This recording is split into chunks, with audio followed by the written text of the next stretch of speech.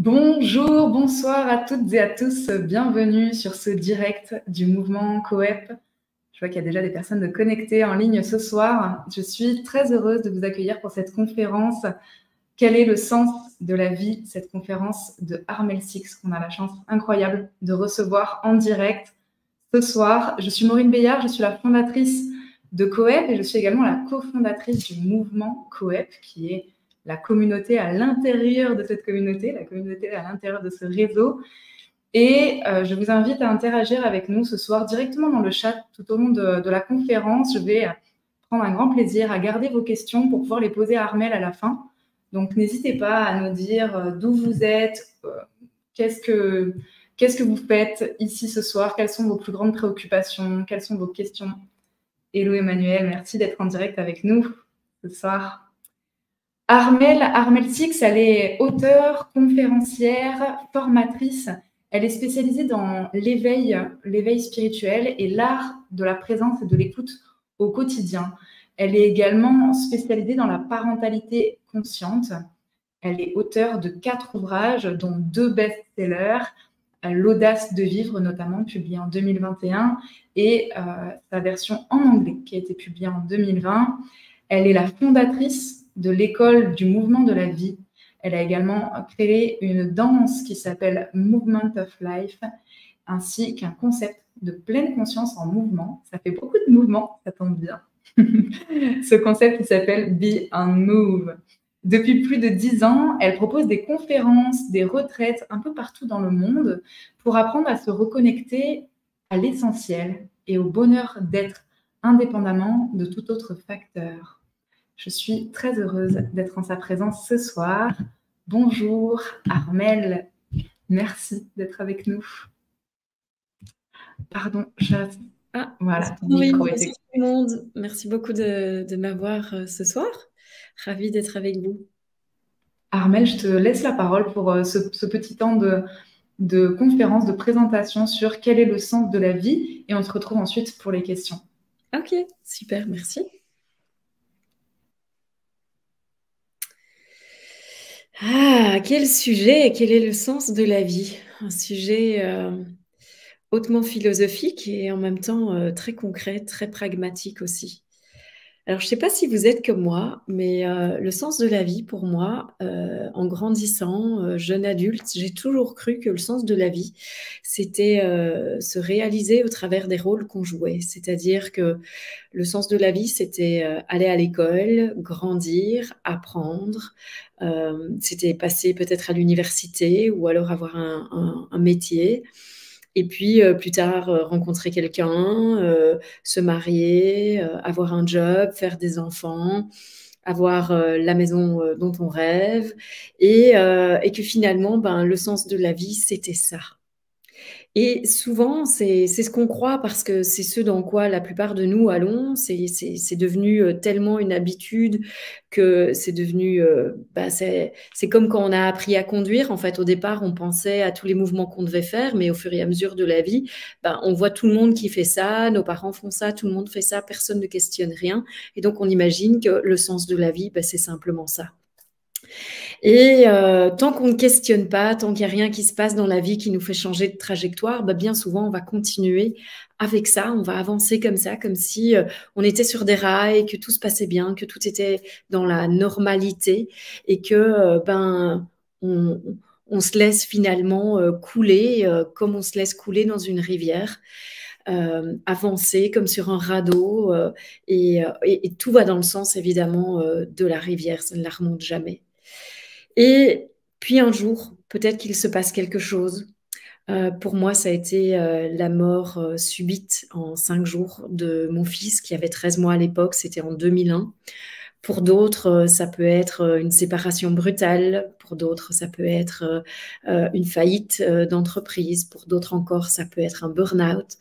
Ou si on regarde de façon générale, ça peut être un événement comme le Covid, comme la pandémie, un confinement, et subitement, on est face à soi-même.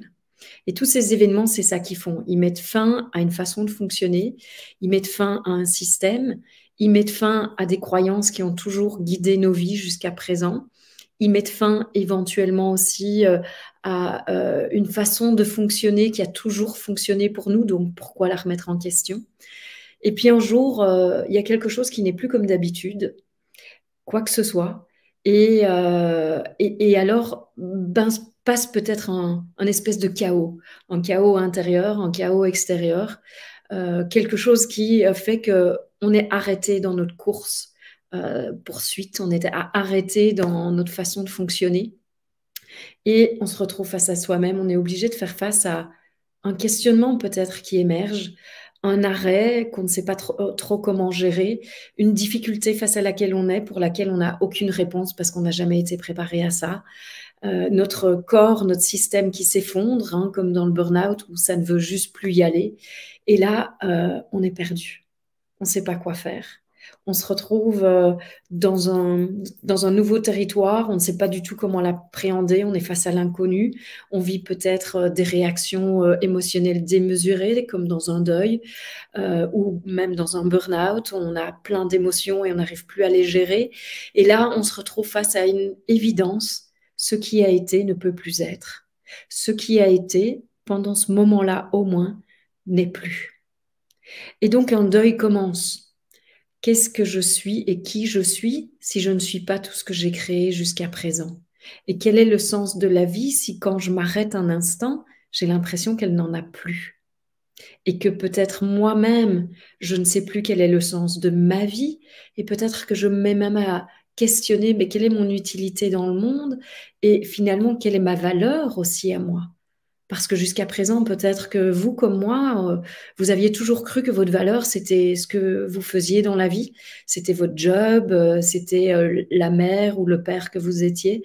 C'était le fait d'être dévoué aux autres, d'être là, d'avoir grandi d'une certaine façon, d'avoir réussi vos études, d'avoir un job qui vous a mis en valeur, d'avoir un certain montant d'argent sur votre compte en banque. Et tout ça faisait le sens de la vie. Mais là, dans cet instant-là, il y a plein de ces choses-là qui sont plus là. Il y a quelque chose qui s'arrête. Et là, vous vous retrouvez perdu. Et vous savez plus. Et dans cet instant, il peut y avoir des peurs. Il peut y avoir un certain... le sentiment d'être ébahi, d'être perdu, de ne plus savoir comment fonctionner, où aller. Si tout ce qui s'est passé avant avait le même sens que tout ce qui pourrait être après, en tout cas, il y a un arrêt. Et dans cet arrêt, il y a des questions qui se mettent à émerger. Et dans ces questions, il y a surtout beaucoup de je ne sais pas et peu de réponses en fait. Et quand on se laisse être à cet endroit de je ne sais pas, je ne sais plus et qu'on laisse tout tomber au minimum pendant un moment, vous pourriez juste le faire là maintenant, de juste laisser pendant un moment tous les rôles que vous jouez, tout ce que vous avez cru de vous, tout ce que vous avez cru de la vie, vous pourriez juste tout laisser tomber pendant un instant. Et permettre juste ce silence, ce temps d'arrêt dont je vous parlais, et puis le questionnement qui émerge, et puis voir, en fait, j'existe encore sans tout ça. Quand je m'arrête pendant un instant, que je ne suis plus rien, que je ne suis plus personne, que je ne suis plus aucun de mes rôles, que je ne suis plus quoi que ce soit que j'ai cru que la vie était, bien là, j'existe toujours. Je suis toujours conscient, je suis toujours là et je continue à respirer, à vivre, j'existe. Je n'existe plus en tant que tout ça. Je n'existe plus avec une définition propre. Je n'existe plus avec un rôle que j'endosse, qui parfois est trop lourd même, qui parfois même nous empêche d'être en lien véritablement. Et j'existe, tout simplement. Et quand je pars de là, qu'est-ce qui émerge?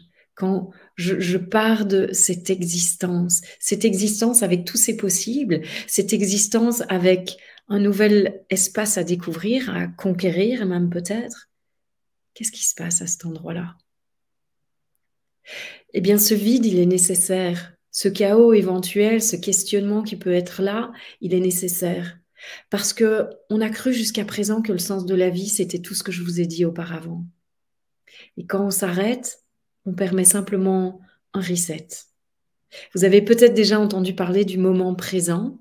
Le moment présent, c'est pas du tout un temps défini entre le passé et le futur. Le moment présent, c'est un temps hors du temps. C'est un instant où tout s'arrête. Et moi, j'aime l'appeler le bouton reset parce que cet instant où tout s'arrête, tout peut redémarrer d'une façon complètement différente. Et à cet instant-là s'ouvre un nouveau champ des possibles, une nouvelle exploration, une nouvelle possibilité pour vous, pour moi, pour le monde, pour tous, pour la relation éventuellement dans laquelle vous êtes dans cet instant. Et ce champ des possibles, quand vous vous mettez à marcher et à avancer alors que vous ne savez pas, eh bien peut-être que vous découvrez petit à petit, tiens, mais en fait, de quoi je rêvais quand j'étais enfant? Qu'est-ce qui m'animait? Qu'est-ce que je sentais qui vibrait vraiment au cœur de mon être? Qu'est-ce que je savais possible que j'ai oublié en fait en grandissant? Que j'ai oublié en essayant d'être comme tout le monde et en faisant comme ce que tout le monde fait et en essayant de coller à tout ça. Quelles ailes je me suis coupée? Quelle partie de mes ailes je me suis coupée? Et comme le poète Rumi dit, on n'est pas venu ici pour ramper, on est venu ici pour voler, pour ouvrir nos ailes et nous exprimer. Et donc, qu'est-ce qui fait que je me suis mise à avancer ou mis à avancer comme tout le monde, plutôt que d'ouvrir mes ailes et de m'envoler comme je savais que c'était possible quand j'étais enfant? Pourquoi j'ai abandonné mes rêves? Et puis, c'est quoi mes valeurs aujourd'hui? Parce que toutes les questions qui vont émerger, c'est des questions importantes, essentielles, qui touchent votre cœur, qui sortent du royaume du mental pour vraiment descendre ici, au cœur de ce qui est essentiel, de ce qui vous fait vibrer, de ce sans quoi vous ne pourriez pas exister, ce cœur qui bat. Touloum, touloum, touloum. Ce cœur qui aime et qui, quelque part, ne demande qu'à aimer toujours et encore plus. Mais qu'on a appris à fermer pour ne pas être blessé, qu'on a appris à fermer pour se cacher. Et ici, dans ce nouvel espace, dans cet arrêt, ce questionnement, être perdu, ce nouvel espace de tous les possibles, alors là, les questions viennent vers c'est quoi l'essentiel? Exister, j'existe.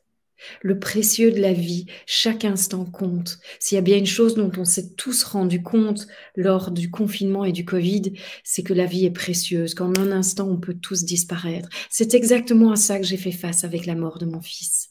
Je me suis rendu compte que subitement, tout peut s'arrêter. Et j'ai été prise d'une urgence de vivre. Je ne pouvais plus faire autrement. Je devais vivre mes rêves. Je n'avais plus les peurs que j'avais auparavant. J'avais plus les freins. Et très vite, ma vie s'est mise à changer du tout au tout. Encore plus et encore plus. Je me suis mise à toucher les confins de ma zone de confort. Je me suis mise à dépasser ma zone de confort. Je me suis mise à faire des choses que je ne faisais jamais. Peut-être que vous aussi. Après cet état de repos, de réclusion dans lequel on est peut-être tous rentrés un peu comme une chenille rentre dans sa chrysalide avant de devenir papillon, dans ce confinement dans lequel on est tous rentrés. Pour certains, ça a été très douloureux, ça a été très chaotique. Pour d'autres, ça a été un temps pour revenir en soi, pour se poser les bonnes questions. Et toutes ces questions, c'est aussi, quelles sont mes valeurs? Qu'est-ce qui est le plus essentiel pour moi? Et est-ce que je vis la vie à laquelle j'ai toujours aspiré? Est-ce que je vis ce que je savais qui était possible quand j'étais enfant? Ou est-ce que j'ai tout oublié? Est-ce que je me suis arrêtée à un endroit? Est-ce que je me suis dit, il fallait que je rentre dans les rangs, il fallait que je rentre, que je me mette sur les rails, et comme tout le monde, je devienne responsable, je devienne un adulte. Vous savez, cet adulte sérieux qui a oublié qu'il y avait un enfant qui vivait toujours en lui, avec des rêves, avec des envies, avec des aspirations. Non. À partir de 21 ans, 23 ans, peut-être quand on quitte l'université, on devient un adulte sérieux parce que c'est ça qu'on a appris. On doit être responsable. Et on oublie ses rêves. On les a peut-être déjà oubliés à 18 ans quand on a choisi les études que papa et maman voulaient qu'on fasse parce qu'on devait gagner de l'argent. en fait, gagner sa vie parce qu'on ne croit pas qu'on a une vie à soi et qu'on l'a déjà gagnée simplement en étant né. On est convaincu qu'il faut encore la gagner et encore la gagner et qu'on va la gagner comme ça pendant les 50 prochaines années. Pour un jour, quand on aura 65 ans, pouvoir enfin, aujourd'hui 67 en Belgique en tout cas, pouvoir un jour enfin profiter de la vie. Quand les enfants seront grands, quand on sera retraité, qu'on ne saura peut-être plus marcher, qu'on n'aura plus les mêmes envies, on n'aura peut-être plus envie de voyager comme on avait envie de voyager avant, on n'aura peut-être plus le goût d'explorer le monde comme on l'a fait avant. On n'aura peut-être plus la possibilité non plus de découvrir nos enfants comme on aurait pu le faire si on avait pris le temps de vivre simplement quand ils avaient 3 ans, 5 ans, 8 ans, 12 ans, de découvrir ce que c'était un adulte, un enfant, un adolescent en pleine crise d'adolescence qui est en train de se rebeller, d'entendre ses besoins, d'entendre ses envies, d'entendre ses rêves, de le rencontrer, de prendre le temps de le rencontrer et à travers ça, de prendre le temps peut-être de nous rencontrer d'une nouvelle façon aussi. Mais non, c'est pas comme ça qu'on fonctionne. On va apprendre simplement à gagner sa vie pendant les 50 prochaines années pour un jour, comme tout le monde, la perdre parce que la mort sera arrivée. Et si comme moi, vous avez cru que c'était ça, se réaliser, que c'était ça le sens de la vie, eh bien, j'ai envie de vous partager ce que moi j'ai découvert. Parce que dans ce chaos total, dans l'horreur de la souffrance, dans un arrêt complet du temps quand mon fils est mort, j'ai découvert que la vie était précieuse.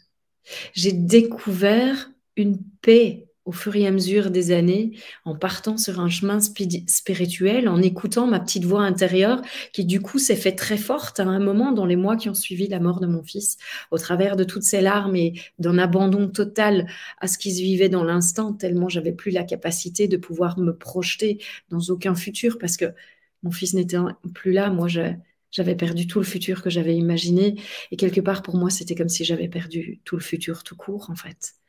La vie n'était plus que l'instant qui se vivait. Il n'y avait plus rien d'autre, plus d'autre possible. Et dans cet arrêt de tout ça, de tous ces possibles, eh bien, au fur et à mesure des semaines, des mois et des années, de l'écoute de la voix de mon âme qui m'appelait, de l'écoute de quelque chose en tout cas qui m'appelait, que je pouvais peut-être pas définir aujourd'hui et que je vous donne ce nom-là.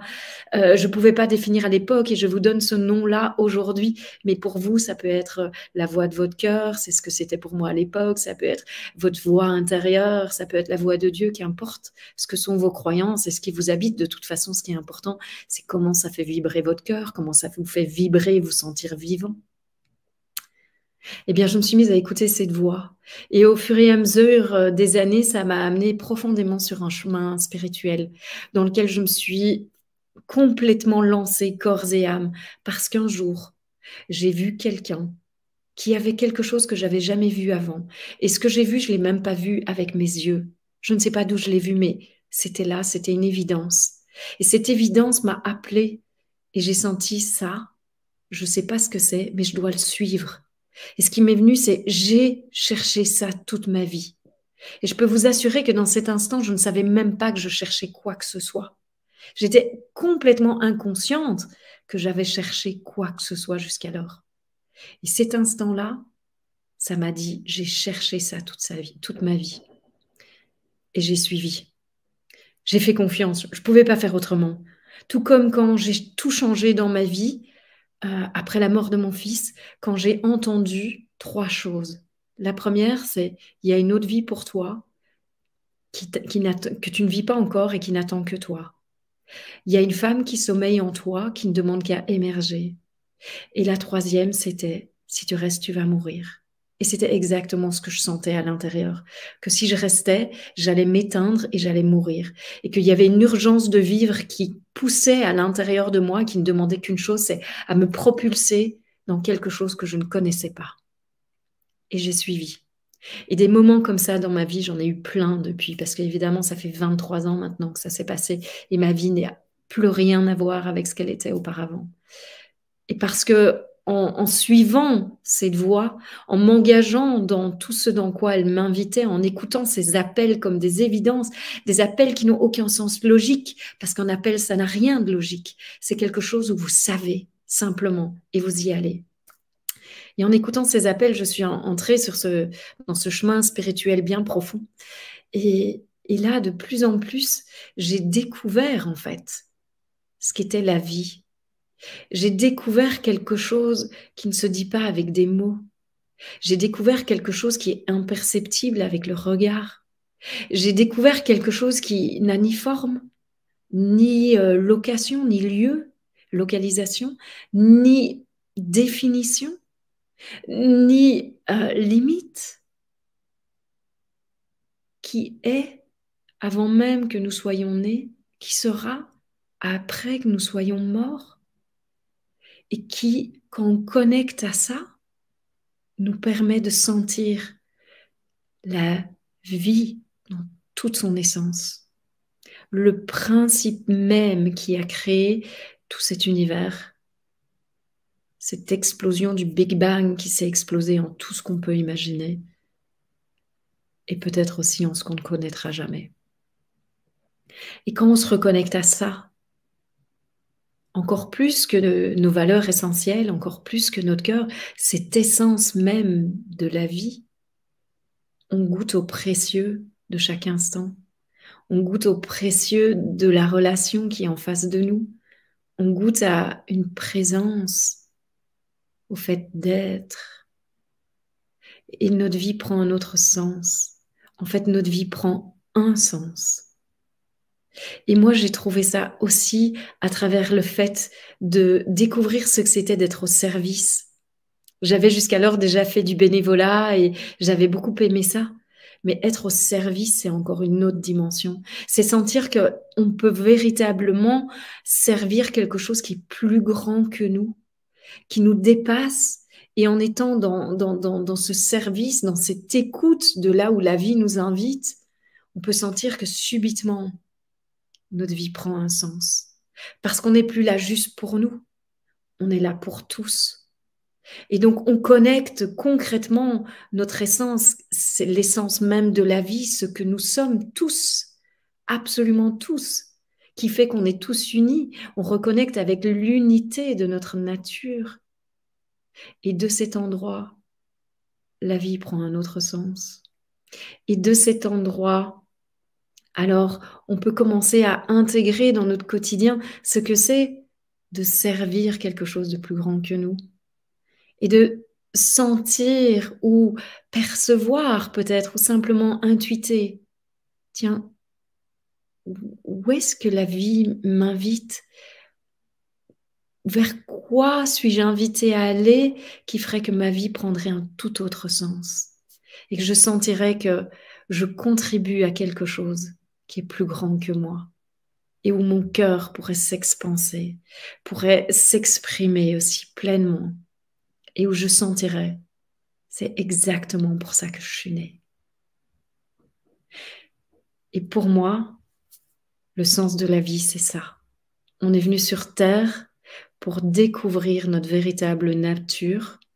On est venu sur Terre pour aimer vraiment, pour aimer sans aucune limite, pour aimer pleinement, pour aimer complètement, entièrement. Et surtout pour découvrir que dans cet amour, en fait, on est cet amour et que rien n'a aucune limite là-dedans. Et ça se découvre quand on vient toucher à ce qu'on est dans cet instant où tout s'arrête, où vous n'avez plus ni nom, ni rôle, ni définition.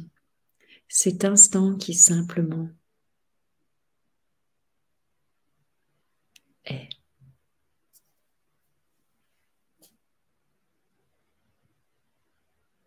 Merci à tous.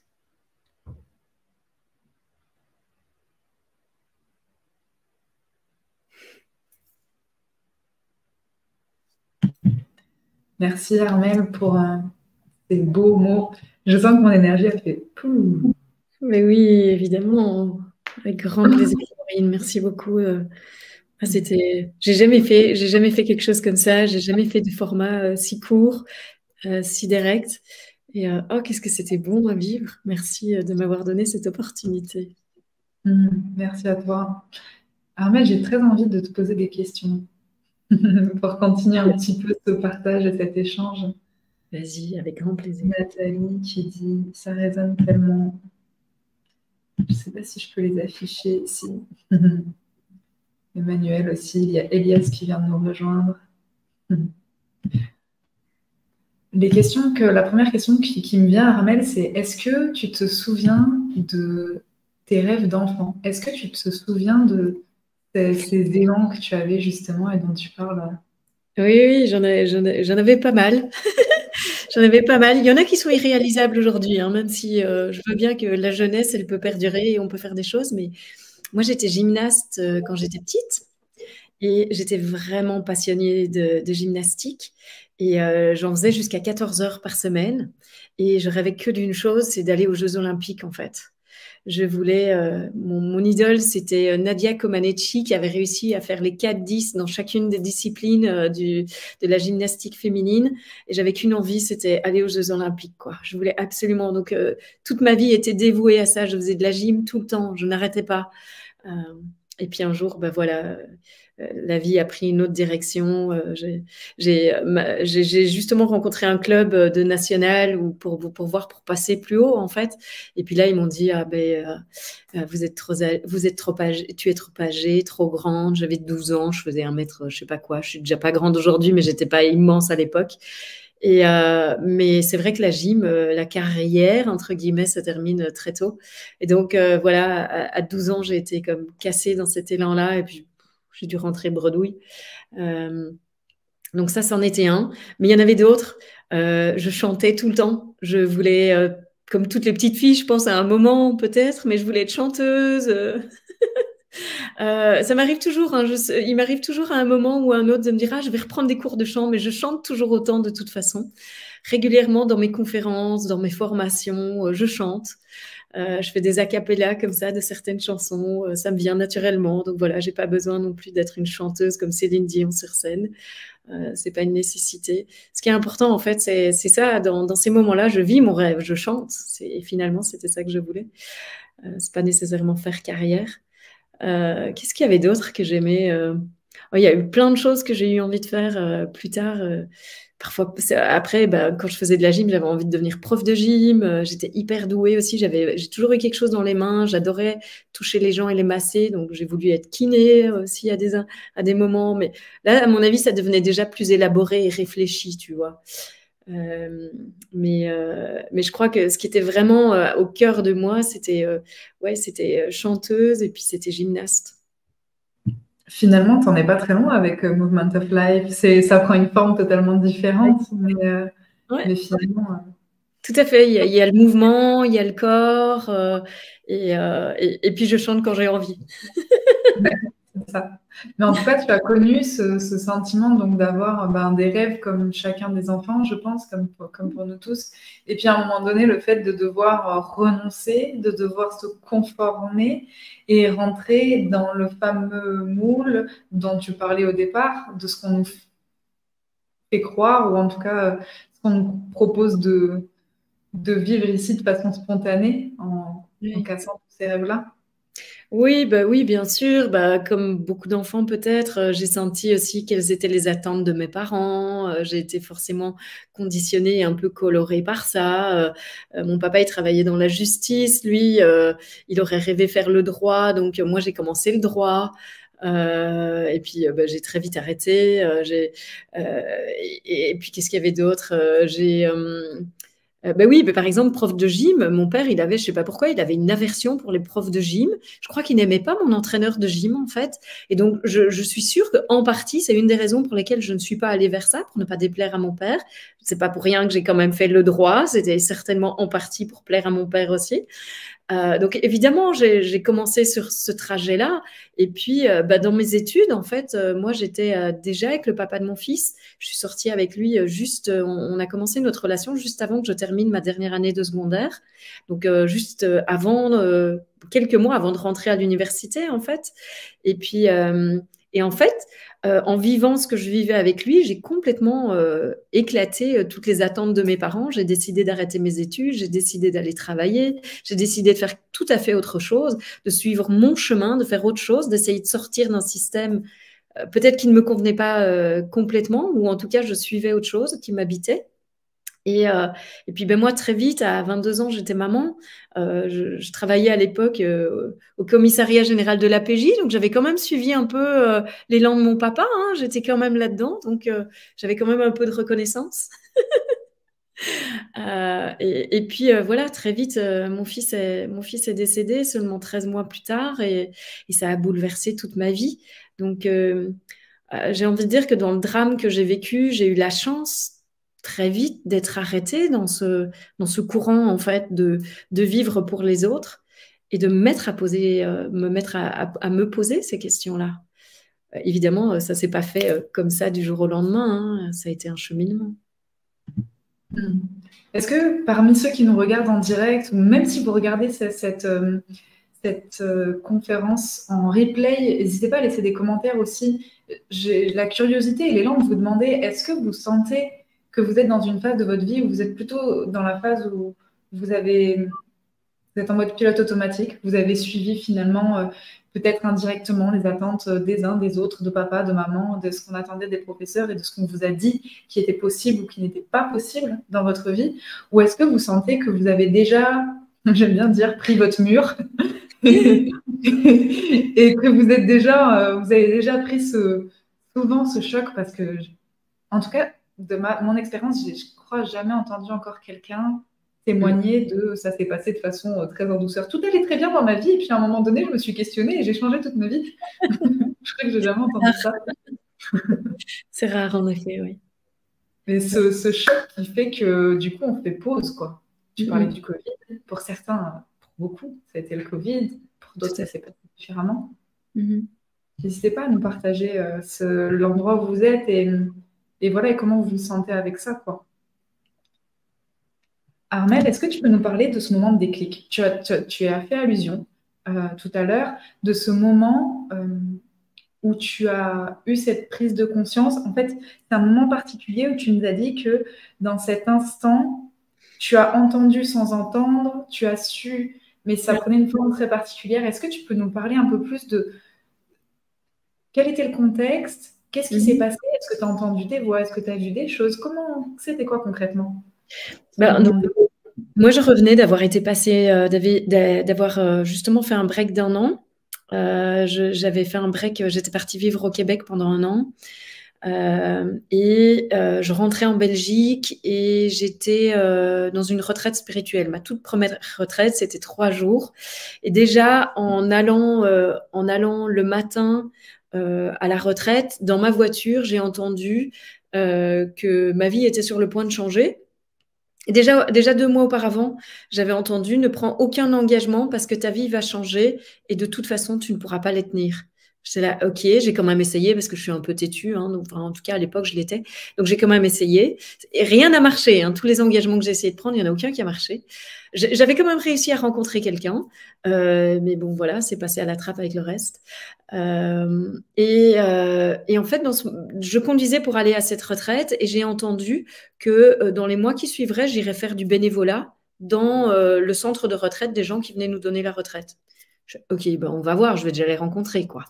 Parce que moi, j'entends des choses, mais c'est pas pour autant que j'y vais comme ça nécessairement. Il y a toujours quelque chose qui fait, ok, j'entends, et puis on verra bien ce qui va se passer. Et là, je suis arrivée, j'ai rencontré l'enseignant qui était avec une de ses amies. J'ai rencontré l'enseignant, et voilà, c'était bien. Mais j'ai rencontré son amie, et là, j'ai fait, waouh. Et je me suis arrêtée, et elle avait rien de particulier, hein, mais comme j'ai dit, j'ai vu quelque chose que je n'ai pas vu avec mes yeux et j'ai reconnu quelque chose qui est indéfinissable. Je ne peux pas expliquer exactement ce qui s'est passé plus que ça, mais dans cet instant, j'ai entendu, c'était une évidence, c'était comme si cette voix était ma voix, était ce qui résonnait de plus fort au monde. Je n'entendais rien d'autre que ça. Tout ce que ça faisait, c'était, j'ai cherché ça toute ma vie, je dois suivre. Et je ne savais pas ce qui allait se passer après. Donc en fait, moi, je venais d'arriver et ma retraite était déjà faite, quoi. Après, tout le week-end, ça a été comme rencontrer mes peurs, rencontrer mes résistances, rencontrer mes freins, mais ma retraite était faite, quoi. Ma destinée était, tu vois, était donnée. Après, bah, c'était est-ce que j'allais oser la suivre ou est-ce que j'allais essayer de dévier? Parce que c'est souvent ça qui se passe dans ces moments-là, en fait. On a quelque chose de super évident qui vient. On le sent. Soit on le sent physiquement dans son corps, soit on a une vision, soit on a un sentiment de ah ouais, vraiment, il faut que j'aille vers ça. Mais quelque chose que on n'a pas de doute quand on le sent. Mais après, par contre, on a tout qui débarque, quoi. Toutes les peurs, tous les doutes, tous les freins, tous les mais c'est pas possible, mais j'ai pas d'argent, mais je suis mariée, mais j'ai des enfants, mais j'ai un prêt à rembourser, mais et c'est à ce moment-là que tout s'effondre de nouveau souvent, parce que si on écoute tout ça, on repart dans le même train-train habituel. Et là, ce qui va se passer alors dans ce cas-là, c'est qu'on va peut-être tomber malade, notre relation va peut-être foirer, on va peut-être se casser la jambe, on va peut-être avoir un accident de voiture, notre chef va devenir de plus en plus pelant, nos collègues vont devenir invivables, tout simplement parce que on a su vers quoi on devait aller et on n'a pas écouté. Et donc la vie doit continuer à nous envoyer des signaux. On va faire un burn-out pour nous montrer t'es pas dans la voie, t'es pas dans la direction que je t'ai donnée en fait. T'es pas dans la voie qui va t'amener le bonheur et le sens que tu cherches partout où tu cherches, même dans ce dans quoi tu es. Et donc en fait, ces moments-là, c'est des moments clés, c'est des moments importants qui vraiment changent le cours de votre vie et de votre destinée.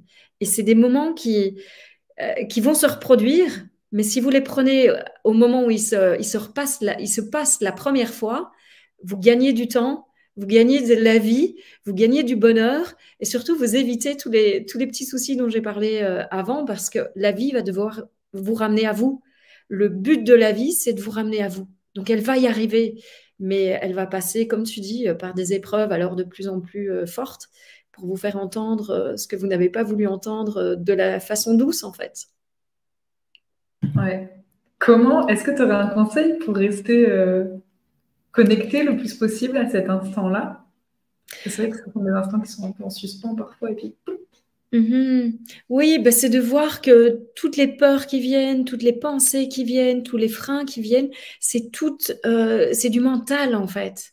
C'est, c'est, c'est tout le fonctionnement de votre passé, c'est tous les conditionnements passés qui viennent pour essayer de vous faire rester dans ce que vous connaissez. Et donc, quelque part, il y a un système de survie qui dit, ah non, mais tu vas pas aller vers ça. Qui tu vas être si tu vas vers ça? Et donc, en fait, il y a quelque chose qui se met vraiment en branle à l'intérieur et qui dit, ah, mais je sais plus qui je suis, moi, si je change de direction comme ça. Et c'est ça, le système qui fait que tout ça émerge. Et si vous pouvez simplement, quand ça vient, vous souvenir peut-être de mes paroles et simplement dire, ah ben non, mais Armelle nous avait dit, détendez-vous dans ce moment-là. Voyez que c'est normal que ça se passe. Vraiment, c'est normal, mais je ne suis pas obligée d'écouter ça. Et ce que ça me dit n'est pas la vérité non plus. Je ne suis pas ses pensées, je ne suis pas ma peur, je ne suis pas mes doutes, je ne suis pas toutes ces émotions qui viennent éventuellement, et je ne suis pas toutes les voix de papa et maman qui passent dans ma tête, et je ne suis pas tous ces conditionnements qui m'ont enfermée à être la personne que je ne suis pas. Et là, je sais que je dois y aller. Et essayer de rester juste fixé à ça et demander c'est quoi mon prochain pas et avancer. Et puis c'est quoi mon prochain pas et avancer. Et allez-y comme ça parce que la vie, elle va pas vous donner les 10 pas, les 10 premiers pas, hein. Vous allez être obligé de faire le premier pas dans le vide. C'est comme Indiana Jones. Vous savez, Indiana Jones, le moment crucial, quand il va aller chercher le Graal, il doit traverser la falaise et il est obligé d'avancer son pied dans le vide et de faire confiance. Et à ce moment-là, il y a le sentier qui apparaît et la première pierre qui apparaît. C'est exactement ça, en fait. Quand vous êtes à un moment crucial comme ça de votre vie, vous n'allez pas savoir quel est le premier pas tant que vous n'avez pas dit oui et que vous n'avancez pas. Et après, les autres vont se mettre. Mais vous allez devoir faire le premier pas comme si c'était un saut dans le vide, tout en sachant que la vie vous a. Elle vous tient, quoi. Elle est avec vous. Mais ça va être un saut de foi, ça c'est sûr. Ça demande de la confiance, ouais. Un saut de foi. On a Emmanuel qui, je crois, se retrouve beaucoup dans ce que tu partages. Elle dit, moi aussi, je suis gymnaste. Et elle a dégommé toutes ses barrières depuis 2017 pour pouvoir enfin assumer d'être médium. Je pense que ça doit être... Et connaissant Emmanuel, en plus, avec aussi très ancré dans la matière et ce truc de se dire, allez, j'ose. Je passe... Oui, c'est pas le pas. Oui, tu sais, c'est rien, c'est génial. Et donc, tu chantes aussi pendant tes consultations, Emmanuel? On a Nathalie qui nous dit j'étais en pilotage automatique, l'enfant parfaite. Ah, qui se reconnaît. Enfin, quoi que. En tout cas, essayer de l'être. Oui. Sur le trajet de mes parents et puis décès de 2 enfants à burn-out, mise en question complète de la vie. Ouais. Au cœur avec toi, Nathalie. Bah oui, en effet, la vie utilise malheureusement des drames, parfois des choses super difficiles à traverser pour nous remettre sur le chemin qu'on était censé prendre. Moi, je vois véritablement que mon fils, c'était sa destinée. J'ai la sensation, c'était de me remettre sur mon chemin de vie, en fait. Que c'est quelque part, c'était la vie qui disait toi, par là, ta direction, c'est par là. Et oui, je dis d'ailleurs souvent que Gauthier et moi, on s'est tous les deux donné naissance. Moi, je lui ai donné naissance en tant que petit garçon, et puis lui, par sa mort, il a donné naissance à la femme que je suis devenue aujourd'hui. Et j'ai aucun doute que là où je suis, c'est exactement là où je dois être dans la vie. Donc, pour moi, c'est une évidence. Ouais, parfois il y a des cadeaux comme ça. Armel, tu faisais partie de ceux qui étaient dans la vraie vie à fond, non? Tu étais bien dans la société, non? Ah oui, carrément. Attends, avant de travailler au commissariat général. Ah non, après avoir travaillé. Quand j'étais maman, je travaillais dans une banque. J'étais conseillère commerciale de crédit dans une banque. Et avec le papa de mon fils, on allait faire construire notre maison. Donc voilà, on avait tous les plans, on attendait notre permis de bâtir. Oui, j'étais très plan-plan, on avait nos amis, nos habitudes, on avait tout. Moi, attends, c'est pire que ça. Je détestais voyager. Je ne me sentais bien que dans mon environnement habituel. J'étais hyper introvertie dès que je sortais de mon environnement habituel. Donc, je détestais rencontrer des nouvelles personnes. Je ne parlais jamais. C'était ma sœur qui devait me prendre par la main pour me faire aller rencontrer d'autres personnes, d'autres enfants. Donc, vraiment, là, c'est du tout au tout, quoi. La vie s'est dit, non, mais celle-là, on ne peut pas la laisser là où elle est. Hein. Elle a vraiment des choses à faire. Hein. Wow, c'est incroyable. Et c'est aussi un beau message pour ceux et celles qui, aujourd'hui, sont peut-être dans une situation qui ne leur convient pas, ou pas tout à fait, ou pas du tout même. Et tout passe, en fait. Tout passe et tout peut changer, tout peut... En se mettant en mouvement, je crois que c'est quelque part aussi un peu la condition, comme tu parlais de ce pas. Oui, tout à fait, c'est ça. Et si jamais, justement, tu parlais de Movement of Life tout à l'heure, si jamais vous n'arrivez pas à vous mettre en mouvement, déjà dansez chez vous le fait que vous vous sentez coincé. Mettez une musique, mettez quelque chose que vous aimez et dansez le fait que vous vous sentez coincé, que vous aimeriez y aller mais que vous y osez pas. Et puis faites ça pendant plusieurs jours si vous avez besoin. Vous allez voir, il y a un mouvement qui va se mettre parce que le fait de vous mettre à danser, de bouger là-dessus, sur j'y arrive pas, j'ai peur, et si je me trompais, et qui je serais alors, et j'ai pas l'argent pour danser. Vous allez voir, vous allez faire bouger toute l'énergie en vous. Et en faisant bouger l'énergie en vous, un jour, vous allez vous dire, OK, c'est bon, j'y vais. Maintenant, je suis prête. Parce que ça va... Tout est énergie, en fait. Et donc, ça va bouger. Super, Rocco. Je crois, Movement of Life, on peut trouver des vidéos sur ta chaîne YouTube. Il y en a une ou deux, ou peut-être il y a deux ou trois interviews même, je pense, à différents endroits. Oui, tout à fait. Super, on partagera ça sur le fil d'actualité de Coep pour ceux et celles qui ont envie de découvrir un peu plus en profondeur. Où je crois qu'il n'y a pas beaucoup à mentaliser, en fait, suivre ce que tu viens de dire là, se mettre en mouvement, point. Oui, mais voilà, qui ont envie de... Ouais. Super conseil, dit Nathalie. Génial. Ouais. Une dernière question, Armel. Après, n'hésitez pas, encore une fois, il nous reste encore quelques minutes en direct. N'hésitez pas à poser vos questions dans le chat. Je me ferai vraiment un grand plaisir de les partager. Moi, j'en profite en attendant, je pose mes Vas-y. questions. Tu nous proposes un atelier la semaine prochaine. Est-ce que tu peux nous parler un peu plus de cet atelier, s'il te plaît? Oui, ben, écoutez, moi, je fais toujours les choses de façon spontanée, donc je ne peux pas encore vous dire exactement ce qui va s'y passer, mais en tout cas, ce que je sais que j'ai envie d'amener, c'est comme ça que j'ai écrit cette description d'ailleurs, c'est vraiment de vous amener à vous reconnecter déjà à l'essence même de ce qu'on est, à partir de cette essence, à vraiment vous guider au travers d'une méditation, à rentrer dans un état un peu méditatif plus profond qui vous permet d'accéder peut-être à des choses auxquelles on n'a pas accès quand on est plutôt dans son mental.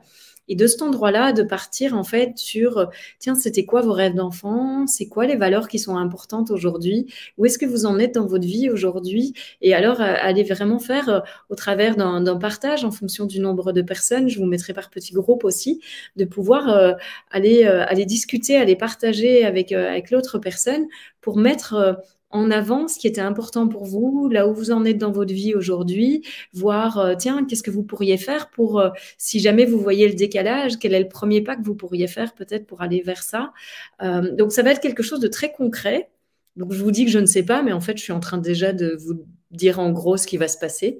Donc, voilà, c'est ça qui est toujours super quand on ne sait pas. En fait, on sait.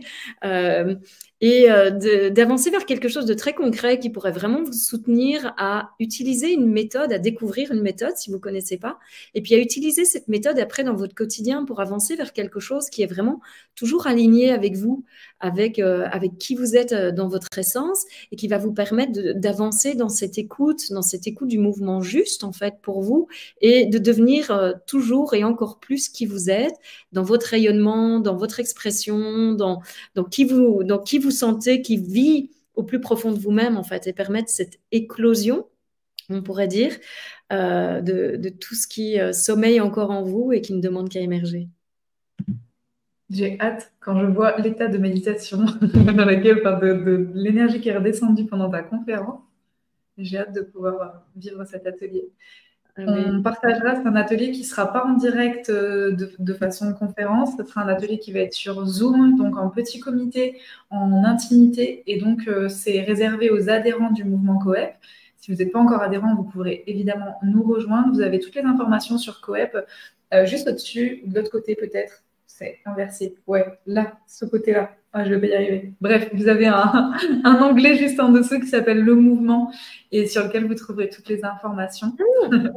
Ici. Non, ici. Ah, c'est dingue ça. Voilà, ça y est, il est là.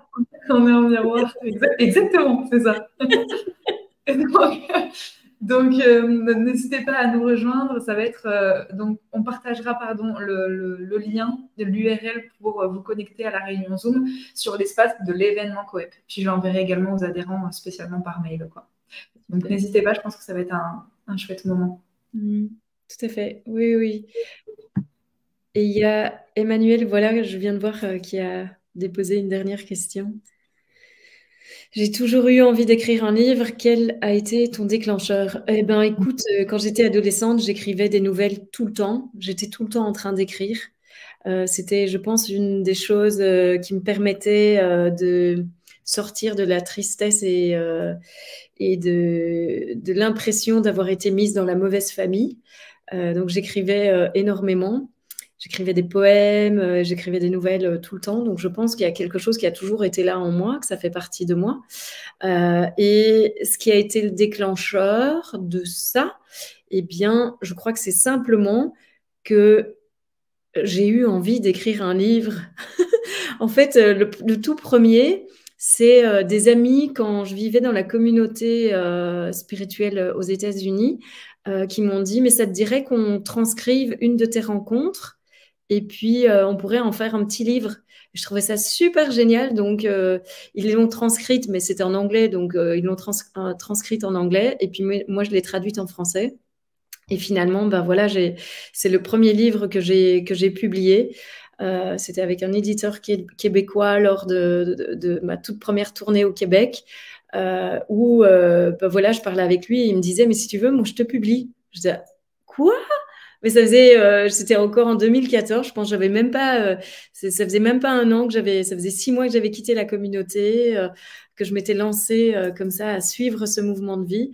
Et voilà, je pense qu'un mois plus tard, j'avais mon premier bouquin, quoi. C'était juste magique. Donc le déclencheur, ça a été moi une invitation d'autres personnes. Après, les suivants, c'était, je sais plus comment ils sont venus en fait. C'était pareil. Le deuxième, ça a été quelqu'un qui m'a écrit pour me dire, j'ai entendu que je devais écrire un livre avec toi. Le troisième, c'était des gens qui me disaient toujours, parce que c'était sur la parentalité consciente, et c'était des gens qui m'avaient demandé de donner des conférences sur un week-end de retraite spécial sur comment être parent en conscience. Et donc, c'est aussi une transcription, et c'est parce qu'on me disait, mais t'as pas de bouquin sur ça, est-ce qu'on peut aller plus loin et tout ça. Donc, au départ, c'est une transcription, et puis après, moi, j'ai étoffé, j'ai réajusté, j'ai mis par chapitre et tout ça. Donc, à chaque fois, ça a été des demandes, en fait. Et puis, le dernier, c'était mon autobiographie. Enfin, en tout cas, c'est depuis la mort de mon fils. Et lui, c'était après la mort de mon fils, le tout premier stage de développement personnel que j'ai fait. Quand je te dis que j'ai toujours voulu écrire Emmanuel véritablement, en fait, j'ai dessiné la couverture de mon livre et j'avais écrit qu'il serait best-seller. Et ça, c'est l'audace de vivre.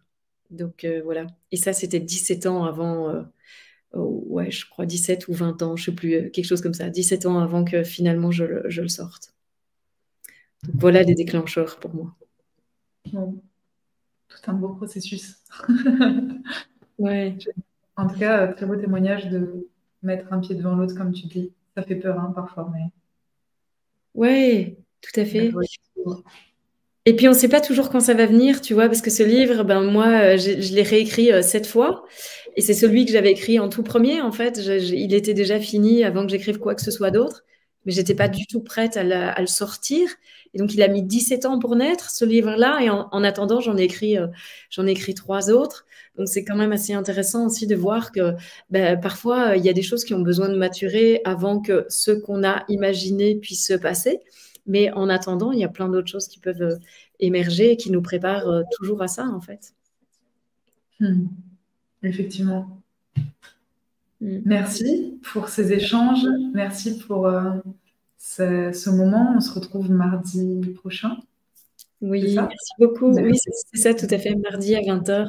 Merci beaucoup aussi, Maureen, de m'avoir invitée et pour ce moment. Et merci à vous toutes et tous qui êtes présents ce soir et qui avez participé aussi. Belle soirée, Armelle. À très Belle bientôt. soirée à tous. Belle soirée, Maureen.